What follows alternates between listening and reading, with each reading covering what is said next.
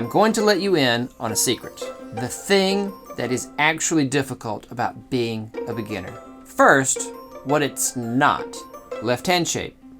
You can find that. You can curve your fingers the right way. Bow hold.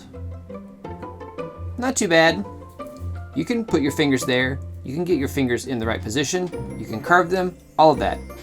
Probably you can even do them together. But for how long? And here comes the secret, the thing that is actually hard about being a beginner. It's the stopping and starting. The stopping and checking. Stopping to go through the checklist. It can feel monotonous. It can feel overwhelming. It can feel awful because we just want to play, right? We want to get to doing the thing that we sat down to do. We want to learn to play cello. Well, here's the big secret, is that learning the cello, learning any musical instrument, is a lot of stopping and starting. It's always a lot of stopping and starting, but especially in the beginning, there's a lot of stopping and checking. And as a beginner, you don't really know what to self-check for. That's why you're here on YouTube. So you stop and you go and you find a video to check.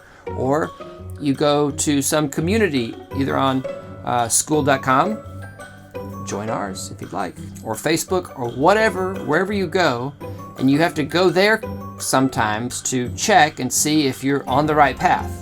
I promise it gets easier, and the more you do it, the more you'll be able to self-check in between coming to YouTube and watching videos. Don't stop watching videos on YouTube.